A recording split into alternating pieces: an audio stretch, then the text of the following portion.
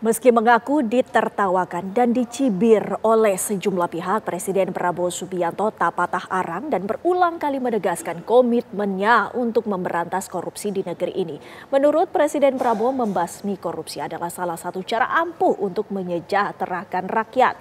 Saksikan Benang Merah, episode Asa Presiden Basmi Korupsi.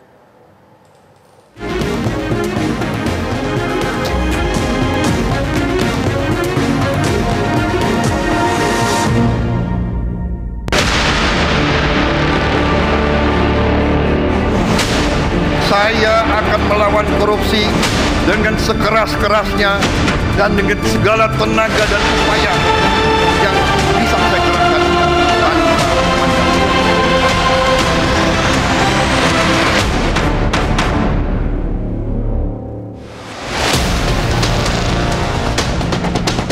Berdasarkan produk domestik bruto yang disesuaikan dengan keseimbangan kemampuan berbelanja atau paritas daya beli, Indonesia adalah kekuatan ekonomi terbesar ke-7 di dunia. Data International Monetary Fund pada tahun 2024 mencatat, PDB Indonesia mencapai 4,98 triliun dolar Amerika Serikat atau sekitar 77.000 triliun rupiah. Namun, mayoritas perekonomian Indonesia ini hanya dikuasai oleh segelintir orang. Laporan Bank Dunia pada awal tahun 2025 bahkan menyebut sekitar 171,91 juta penduduk Indonesia atau 60,3% dari total penduduk Indonesia masuk dalam kategori miskin. Sangat kontras dengan klasifikasi Indonesia sebagai negara berpenghasilan menengah ke atas sejak tahun 2023. Meskipun telah mencapai kemajuan dalam mengurangi kemiskinan, sebagian besar penduduk Indonesia masih rentan dalam kemiskinan. Fakta ini juga diamini oleh Presiden Prabowo Subianto. Dalam pidato kenegaraan perdana sebagai Presiden, Prabowo Subianto menyoroti angka kemiskinan di Indonesia. Terlalu banyak saudara-saudara kita yang berada di bawah garis kemiskinan. Terlalu banyak anak-anak kita yang berangkat sekolah tidak makan pagi. Terlalu banyak anak-anak kita yang tidak punya pakaian untuk berangkat sekolah. Saudara-saudara sekalian, kita sebagai pemimpin politik, jangan kita terlalu senang melihat angka-angka statistik yang membuat kita terlalu cepat gembira, terlalu cepat puas, padahal kita belum melihat gambaran sepenuhnya. Kita merasa bangga bahwa kita diterima di kalangan G20. Kita merasa bangga bahwa kita disebut ekonomi ke-16 terbesar di dunia. Tapi apakah kita sungguh-sungguh paham? Apakah kita sungguh-sungguh melihat gambaran yang utuh dari keadaan kita? Apakah kita sadar bahwa kemiskinan di Indonesia masih terlalu besar? Selain menyoroti angka kemiskinan, Presiden Prabowo Subianto juga menekankan adanya kaitan antara kemakmuran rakyat dengan penegakan hukum dan pemerintahan yang bersih. Kita harus berani mengakui terlalu banyak kebocoran-kebocoran dari anggaran kita, penyimpangan-penyimpangan, kolusi di antara para pejabat politik, pejabat pemerintah di semua tingkatan dengan pengusaha-pengusaha yang nakal, pengusaha-pengusaha yang tidak patriotik. Janganlah kita takut untuk melihat realita ini. Presiden Prabowo Subianto secara konsisten menyatakan deklarasi perang terhadap korupsi sejak masa kampanye hingga awal masa kepemimpinannya.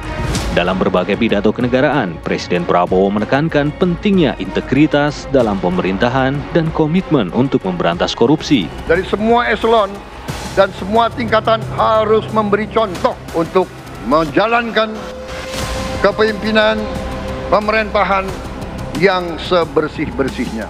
Mulai dengan contoh dari atas dan sesudah itu penegakan hukum yang tegas dan keras.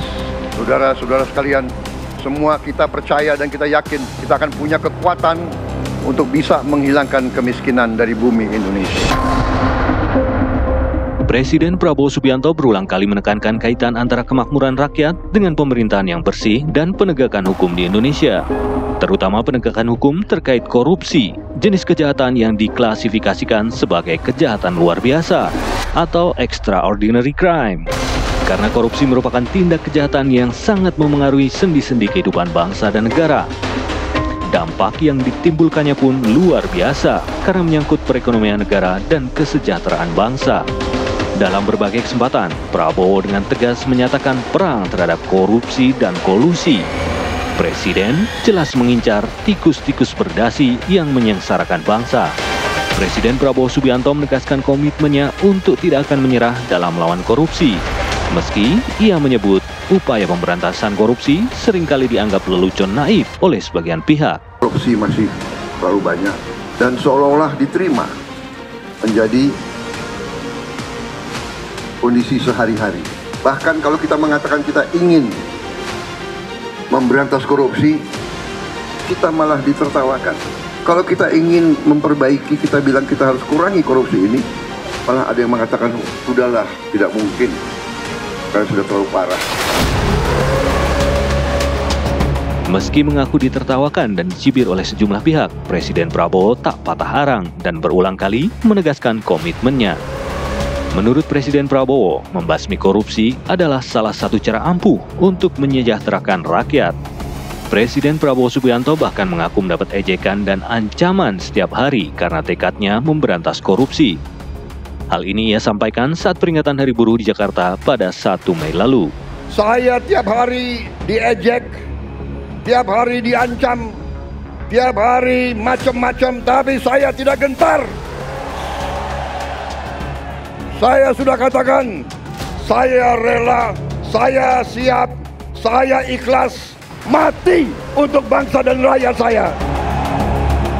Menurut Prabowo, Indonesia memiliki kekayaan yang besar.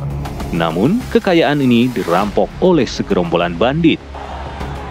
Saya katakan, hentikan korupsimu. Hentikan kalian mencuri uang rakyat, hentikan.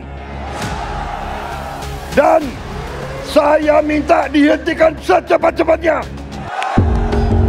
Presiden menyoroti perilaku segelintir pihak yang serakah sebagai sumber utama korupsi yang berdampak negatif pada kesejahteraan masyarakat luas. Gue ini udah lama jadi orang Indonesia. Gue udah ngerti tipu-tipu mereka itu semua. Problematika mewujudkan pemerintahan bersih di Indonesia, menurut Prabowo, tidaklah mudah. Ia menyebut adanya pihak dari luar negeri yang selalu menginginkan pemimpin Indonesia terlibat korupsi, suatu upaya untuk melemahkan negara. Namun, Prabowo optimis ancaman tersebut dapat dihadapi dengan pendekatan akal sehat dan rasional. Sederet kasus korupsi dengan nilai fantastis berhasil dibongkar pada masa pemerintahan Presiden Prabowo. Besarnya nilai korupsi tersebut memunculkan istilah klasmen Liga Korupsi Indonesia sebagai sindiran tajam di tengah masyarakat terhadap parahnya fenomena korupsi di negeri ini.